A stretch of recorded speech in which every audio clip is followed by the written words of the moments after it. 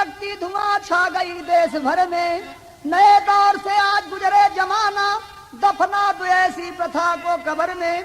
दारू दहेज से परहेज बातों से करते हैं, फिर भी अमल में न लाते। कहाँ पर जमाने को मंगल मिलेगा, दशा देश की देखो हम शर्म खाते। तो भैया देखा यहाँ एक तर्ज बा है, पत्थर के हैं दरवाजे, पत्थर के हैं दरवाजे, शीशों के मकानों में।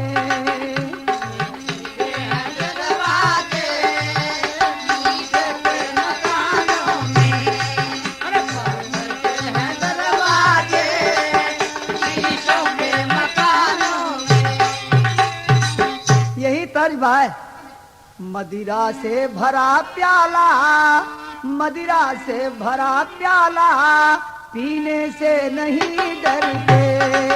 मदिरा से भरा प्याला, पीने से नहीं डरते। मदिरा से भरा प्याला, पीने से नहीं डरते। मदिरा से भरा प्याला, मदिरा से भरा प्याला, पीने से नहीं डरते। पीने से नहीं डरते। कुछ नीचे कुकर्मों को, कुछ नीचे कुकर्मों को करने से नहीं डरते। कुछ नीचे कुकर्मों को करने से नहीं डरते। कुछ नीचे कुकर्मों को करने से नहीं डरते। आज मुहबाए खड़ी देश में बिकारी है, अराजकता डकैती चोरी भ्रष्टाचारी है। शराब बन गई सबाब साकी पीने को, कुछ एक कहते हैं सहारा यही जीने को। विषैले पानी के पीछे सरबस गंवाते हैं, विषैले पानी के पीछे सरबस गंवाते हैं। बेचते आबरू अपनी न शर्म खाते हैं। बेचते आबरू अपनी न शर्म खाते हैं। बेचते आबरू अपनी न शर्म खाते हैं। बेचते आबरू अपनी न शर्म खाते हैं। दानत है कमाई वे पसीने से नहीं करते। दानत है कमाई में पसीने से नहीं करते। दानत है कमाई में पसीने से नहीं करते। जाहिर है कमाई है, जाहिर है कमाई में पसीने से नहीं करते। पसीने से नहीं करते। काला मुंह करके भी, काला मुंह करके भी जीने से नहीं डरते। काला मुंह करके भी जीने से नहीं डरते। अरे काला मुंह करके भी जीने से नहीं डरते। तो भैया ये तो चार लाइन कवि का भूमिका रहल है। अब गाना का स्टोरी सुने, ई दास्तान कहाँ कहे घटना हो गई है। कहाँ कि जिलावा बिलासपुर के ठाकुर बलवंत सिंह, भरा पूरा रहा परिवार। बेटवा कमल सिंह बिटिया कुमुदनी, भैले ठाकुर साहब जब बीमार। चार प्राणी रहल भैया बिलासपुर में, और अच्छा खासा कारोबार भी रहल, खेत रहल, मकान रहल। एक लड़का रहल जेकर नाम रहे कमल सिंह, उम्र 20 साल, और एक लड़की रहल कुमुदनी जेकर उम्र 16 साल। लेकिन बाबू बलवंत सिंह के दौड़ा वाला मर्ज रहे, हार्ट अटैक वाला। जब उनके हार्ट अटैक का कुछ शिकायत आयल है तो चारपाई पे गिर गई, और अपने अगल बगल सबके बुला के परिवार वालन से कहत होंगे, बेटा हमरे घर में सबसे बड़ा तो ही हुआ कमल सिंह, और हमरे मर गए के बाद तो ही मालिक बनबा, तो हम 2 बात तुम्हें बता जाते हैं कि ख्याल रखे।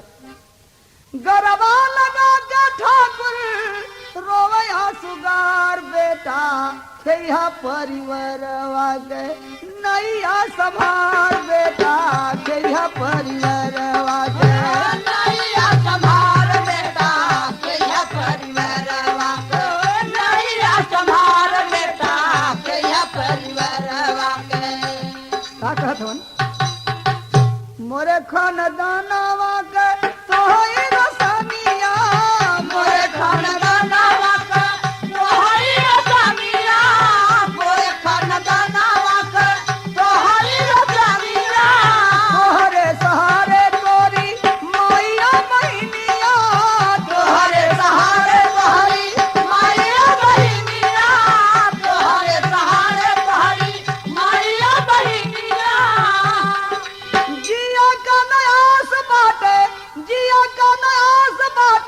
छूटल संसार बेटा खेया परिवारवा के नैया संभार बेटा तेरा परिवारवा नैया संभार बेटा तेरा परिवारवा के।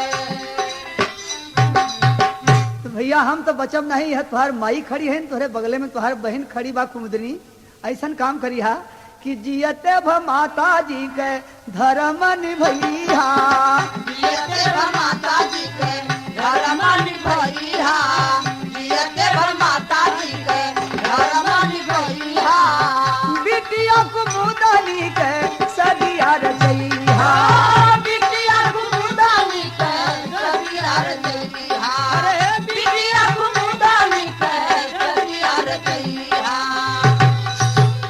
अनधन सोनावा से अनधन सोनावा से भरल भंडार बेटा खेया परिवारवा के नैया संभार बेटा तेरा परिवारवा के नैया संभार बेटा तेरा परिवारवा के।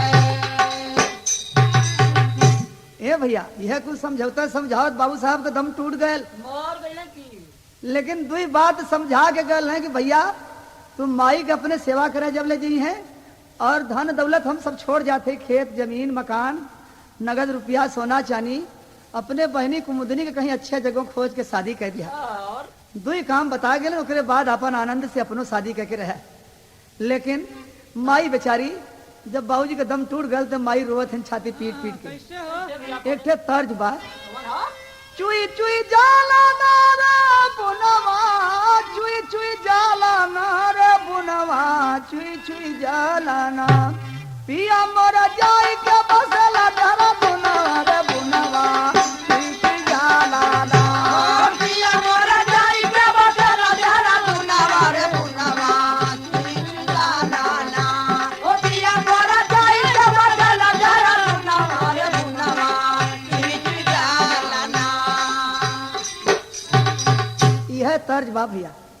देखे यहाँ करुण रस माता जी रोवत हैं कि फाटा लगल ना रही अरबा फाटा लगल ना होही अरबा फाटा लगल ना घिर गए विपदा गई हो बदरवा ही अरबा फाटा लगल ना। गिर गए पदार्थ हो बजारवा ही अरवा फाट लगल ना ओ गिर गए पदार्थ हो बजारवा ही अरवा फाट लगल ना।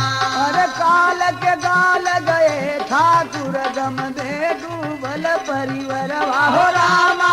गमे डूबल परिवरवा हो रामा गमे डूबल परिवरवा चाँद के डूबल कितना जोर चाँद के डूबल कितना जोर चाँद के डूबल कितना जोर के पई है इसी तरह ही अरवा फाट लगल ना घुमायल ठकुराई में दस बुरवा ही अरवा फाट लगल ना। घुमायल ठकुराई लगा के नुरवा ही अरवा फाट लगल ना घुमायल ठकुराई लगा के नुरवा ही अरवा फाट लगल ना। तो भैया बाबू के मर गईले के बाद काम धन्ना तेरही वही तो कह दिलन। अब बबुआ जी के नया नया संगी मिल गए नए जमाने वाला। अब कहलन कि भैया तुहार बाबू इतना माल छोड़ के गए कुछ खर्चा बर्चा, तो पहले उनके शराब पिए सिखौलन, दारू खाना में ले जाए लगलन। अब शराब वराब जब पी के नशे में हो जाए तो उनके और दूठे बढ़िया काम सिखावे लगलन, जुआ सिखावे लगलन और रंडी के कोठा पर ले जाए लगलन। सवेरे निकले दिन भर दारू खाने में, रात के रंडी कोठा पर से लौट के 12-1 बजे घरे आवे और माई और बहन बेचारी दोनों टुकुर टुकुर ताके कि बबुआ जी आ जाइए तो खायल जाई संगे। तो देखा एक दिन माता जी रोवत थे बबुआ जी का दशा देख के। तर्ज बा माई रे माई तोरा मनवा गंगा के पनिया हो रहा। माई रे माई तोरा मनवा गंगा के पनिया हो रहा। माई रे माई तोरा मनवा गंगा के पनिया हो रहा। ई माई कैसे रोत है। हिया से लगाई के सुगनवा, हिया से लगाई के सुगनवा, रोली मतरिया हो राम। हिया से लगाई के सुगनवा, रोली मतरिया हो राम। हिया से लगाई के सुगनवा, रोली मतरिया हो राम। बिटिया के छतिया लगा के रोवा मैया, बिटिया के छतिया लगा के रोवा मैया। विधना फंसाई दिए बीचे धार नैया। विधना फंसाई दिए बीचे धार नैया। धीरे धीरे दुखवा में बीता लागल दिनवा, समझाना बेटा जिम्मेदारिया हो राम।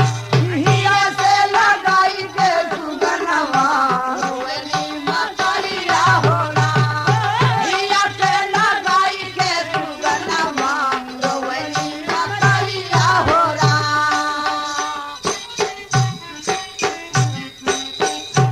माई रोत है कहथन कि बबुआ तोहर बाबू जौन तुम्हें दो काम बता गेलन ओके तो भुला गिला है, तीन काम नया फान देला।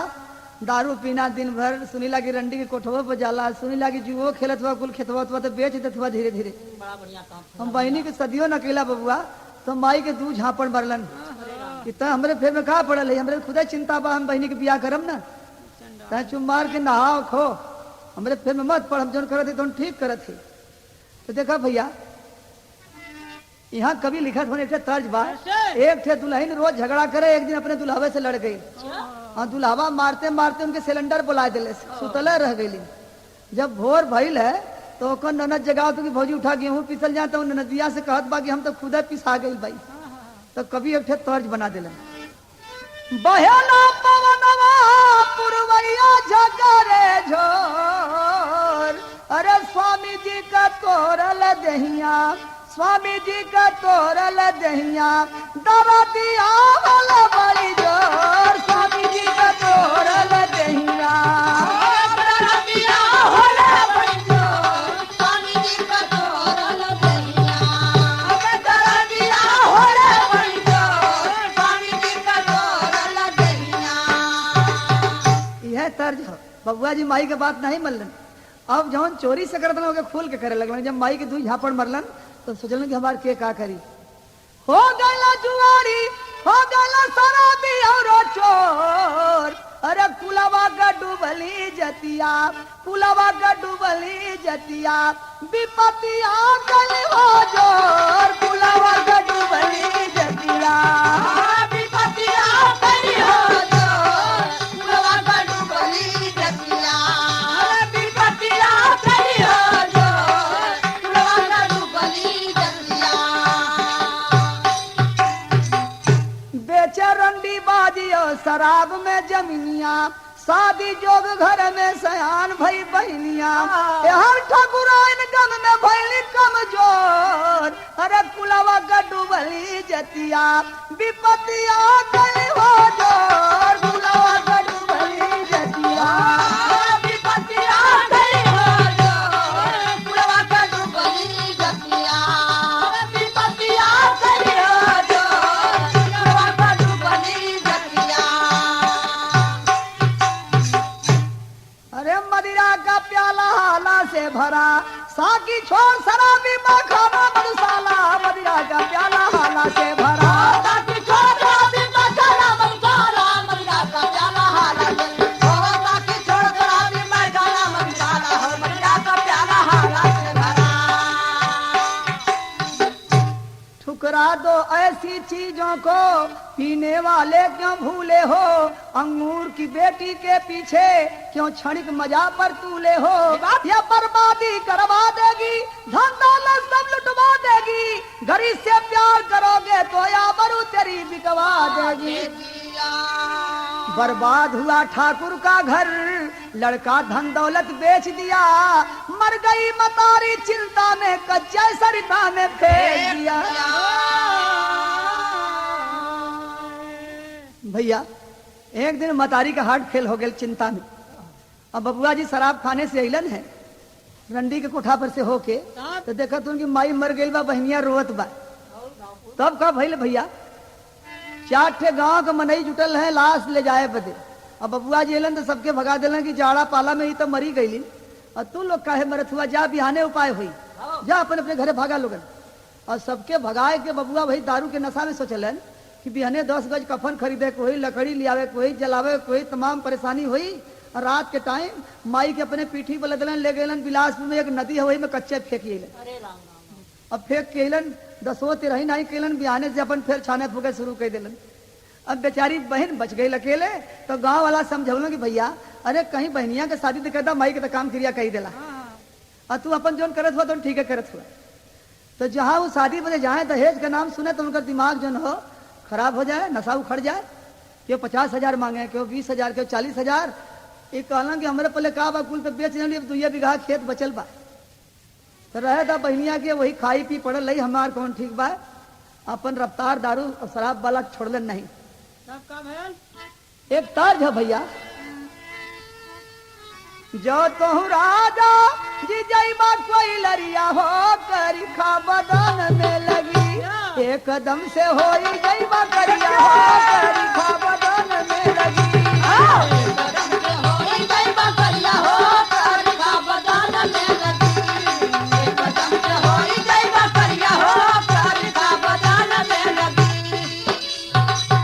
यह तर्ज बात हो गई न शराबी पीरन झंखल बहनिया हो नैया बीच धार में फंसी, जहर भैल रंगली जवनिया हो नैया बीच धार में फंसी।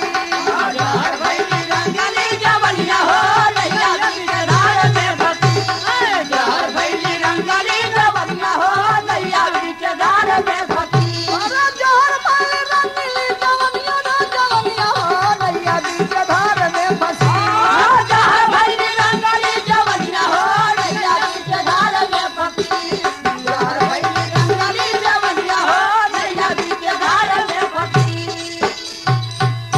देखो भैया ऐसने चीज का पता लगावल करना, आज के समाज का दलाल जो ठेकेदार हुन अवैध धंधा करना, जो लड़कियन के खरीद खरीद के बेचलन, पता लगावत लगावत पहुंच गल कमल सिंह से एक दिन भेंट कैले शराब खाने में, और खूब अपनो पियलस वनहु के पियौलस, और कहलस कि भैया हम सुनत है कि तुम्हार बहन सयान हो गए, क्यों सुनत नहीं हो शादी के बदे, तो हम तुम्हार मदद करब। अच्छा भैया का मदद करवा, तो वो कहे कि हम तोहरे बहनी के शादी ऐसने जगह करा दे कि तोहे 5,000 रुपये मिल जाये, अपन खाया खर्चा छाने फूके, और बारात वरात न लेके आई है, टैक्सी लेके आई है, एक ठे पियरी लेके आई है, ओके पहिरा के ले जाई है, और ले जाके अपने घरे शादी कर ली है, तू हर खर्च से बच जाइबा। बहुत खुशी भल की बार भैया ऐसने जमाने में संगी एक ठे देखेला तो ही देखेला, लेकिन वो रहल के कि लड़कियन के खरीद के बेचे वाला दलाल रहल। बेच दिया बहन को पापी शादी के बहाने, बेच दिया बहन को पापी शादी को गई ससुराल बहन वो चला मैं खाने। अरे कोठवा पलाया ठेकेदार अभी मनिया हो नैया बीच धार में फंसी, झंख तक दीर के दुल्हनिया हो नैया बीच धार में फंसी।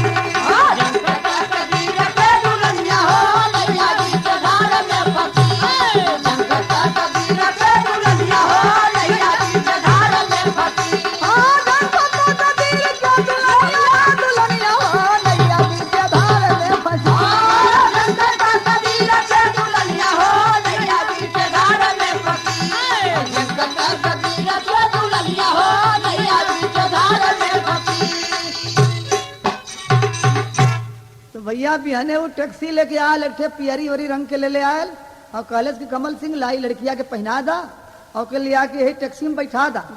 5,000 रुपया के नई नई गड्डी दहले से नोट कर, और बेचारू लेके एकदम बुलबुल हो गई। कहूँ कि बारे भैया इतवार एहसान हम कब भूलब नहीं, और तो एहसान ऐसा कैलन कि बहनिया जब जाए में तकलीफ बनावे लगल कि हम ना जाब, कहे कि जो बहनी हमार हालत तो देखते भाई हम तो कोनो दिन मर जाब, और तू क्यों न पूछी ले जाके तुहार शादी के दिए अच्छे घर में, और तू आराम से रहबू, हमार हालत जो देखते बाबू कि हम बेच बाच दिली, हमारे पहले कहा बा बैठ जाए टैक्सी में।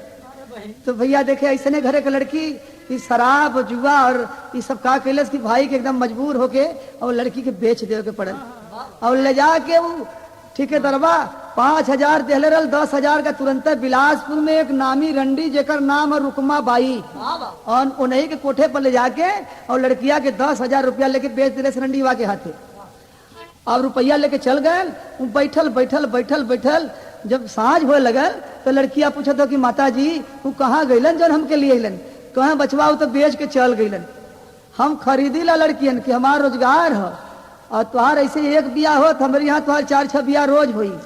अच्छे अच्छे साव महाजन है, प्रेम से प्रेम करे, बतियाया, बोला पैसा मिली हमहू खाब तुहू खैबू, आराम से रहा ना आनंद से। अरे रुक मामा, तो देखा हर भय लगा जब भैया पौलन है 5,000 रुपया तक गईलन शराब खाने में।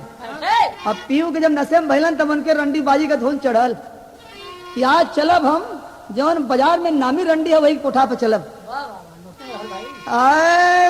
अरे नशे में झूम चलो छोड़ मदिराल तब साले में काम वासना पापी के तन साले फिर साले में काम वासना पापी के तन साले फिर साले में काम वासना पापी के तन साले फिर साले में। रुकमा बाई के कोठे पर पहुंच रुपया फेंकी हो, कहे नबेली से मिलवा दो मानो गावने की हो।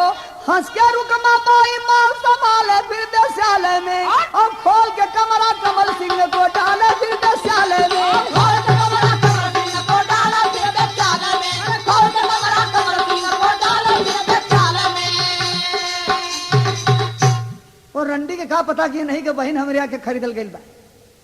5,000 गड्डी फेंकला करे आगे और कहला कि पैसा चाहे जितना ले, लेकिन आज हमसे एकदम नई नवेली से भेंट करावा, एकदम छुअल न हो। तो कहे कि आज खरीद लिए भैया, आज हुए यही कोठरी में चल जा और 200 रुपया ले ले और बाकी लौटा दिले। अब बहरे से सिकड़ी बंद कर दिले सोई में घुरेस की। जब बहनिया देखले कि अब कोई आ गल हमारी इज्जत लूटे वाला तो रोवत बा।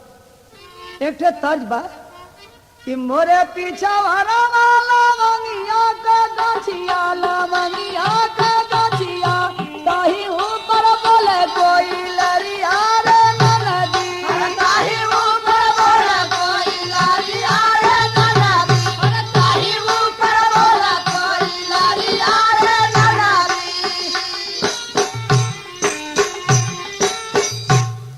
यह तर्ज हो बहनिया रोवत हो। जब आपके आवाज मालूम कि कोई आवत है कमरा में और बाहर से केवाड़ी बंद कर दिले सरंडीवा, तब घुघुटा में आंसू गारो बहिनी कोठरिया में, बहिनी कोठरिया में, बहिनी कोठरिया में। आज मोरो नैया बाबा जी है इज्जतिया, कोठवा पर राजा कैसे बची है इज्जतिया, कोठवा पर राजा कैसे बची है इज्जतिया।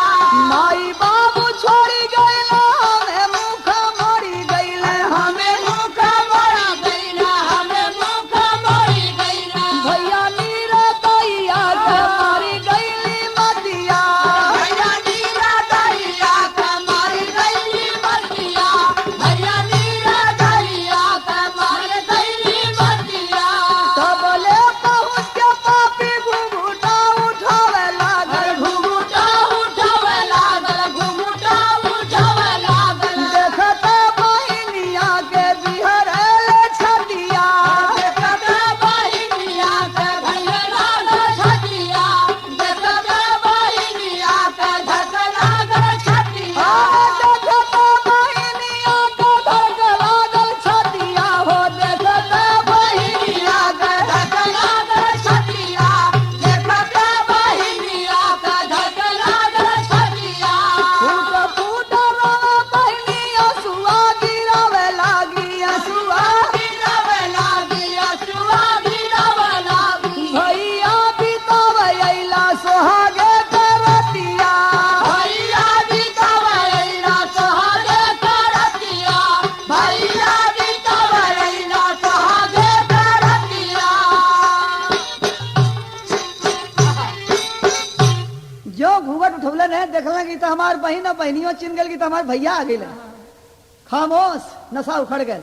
तो बहनिया पूछे कि भैया ये हमार बियाह एक कोठा पर कह के तू अइला सुहाग मनावे, तब उनकर दशा का भेल। तारा कतल न खून आवे सुख गैल पपिया, कोठवा पर बिल खेले बहनिया सुगार। पूछले बहनिया काहे मौन होई गईला, बस पूरा कहलाया अपन बीराना गद्दार के तनन के बहिन के लुटलाई जतिया आज कहे सर नीचा कैला बदका